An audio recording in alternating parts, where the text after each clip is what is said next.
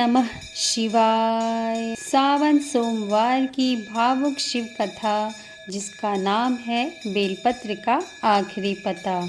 बहुत पुरानी बात है। एक छोटे से गांव में गौरी नाम की एक गरीब विधवा रहती थी। उसके पास ना धन था, ना खेत, ना कोई सहारा। उसके साथ उसका एक छोटा बेटा मोहन रहता था। गौरी भगवान शिव की बहुत बड़ी भक्त थी। हर सावन सोमवार को वह सुबह सूरज निकलने से पहले उठती, नदी से जल लाती और गांव के पुराने शिव मंदिर में जाकर भोलेनाथ को जल चढ़ाती। लेकिन इस बार सावन कुछ अलग था। लगातार कई दिनों से बारिश नहीं हुई थी। घर में अनाज का एक दाना तक नहीं बचा था। मोहन भूख से व्याकुल था। एक दिन मोहन ने अपनी माँ से कहा, माँ, आज घर में खाने को कुछ नहीं है। आप रोज भोलेनाथ को जल चढ़ाने जाती हो, क्या भोलेनाथ हमारी मदद नहीं करेंगे? गौरी की आंखों में आंसू आ गए। उसने बेटे के सिर पर हाथ रखा और बोली, बेटा, भोलेनाथ से मांगने के लिए शब्द नहीं, विश्वास चाहिए। जिसने सच्चे मन से उन्हें पुकारा, महादेव कभी उसका हाथ नहीं छोड़ते। अगली सुबह सावन सोमवार था। गौरी के पास भगवान शिव को चढ़ाने के लिए ना दूध था, ना फूल, ना मिठाई। वह नदी से केवल एक लोटा जल लेकर मंदिर की ओर चल पड़ी। रास्ते में उसे एक बेल का पेड़ दिखाई दिया। पेड़ पर सिर्फ एक बेलपत्र बचा था। गौरी ने हाथ जोड़कर कहा, हे महादेव, मेरे पास आपको देने के लिए कुछ नहीं है, बस यही एक बेलपत्र है। इसे मेरी पूजा नहीं, मेरी मजबूरी समझकर स्वीकार कर लेना। उसने वह बेलपत्र तोड़ लिया और मंदिर पहुंच गई।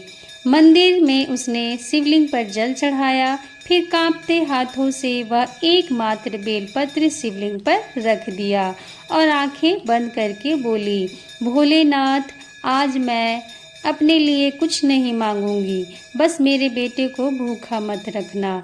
अगर मेरे भाग्य में दुख लिखा है तो मुझे वह दे देना, लेकिन मेरे बच्चे की भूख मुझसे देखी नहीं जाती।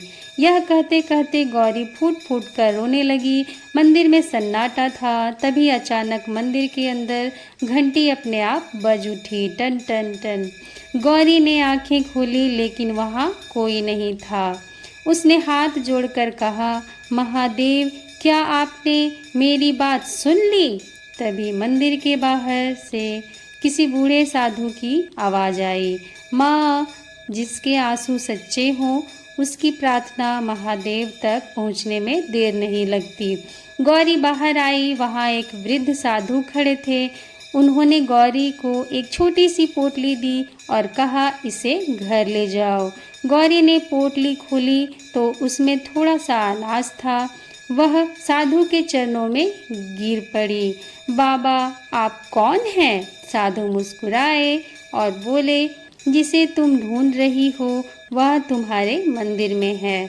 इतना कहकर साधु वहां से चले गए। गौरी भागकर मंदिर के अंदर गई।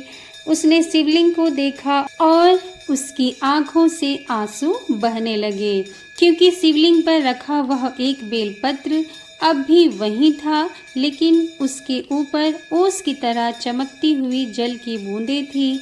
गौरी समझ गई, महादेव ने उसकी पूजा स्वीकार कर ली थी। वह घर लौटी। उसने देखा कि मंदिर के बाहर कुछ गांव वाले खड़े हैं। गांव के जमींदार ने कहा, गौरी, आज सुबह मेरे मन में अचानक विचार आया कि तुम्हारे घर अनाज पहुंचा दूं। पता नहीं क्यों, लेकिन लगा कि यह काम आज ही करना चाहिए। गौरी की आंखें भर आई। वह आसमान की ओर देखकर बोली, महादेव, आपने मेरे घर अनाज नहीं भेजा, आपने तो मेरा विश्वास लौटा दिया।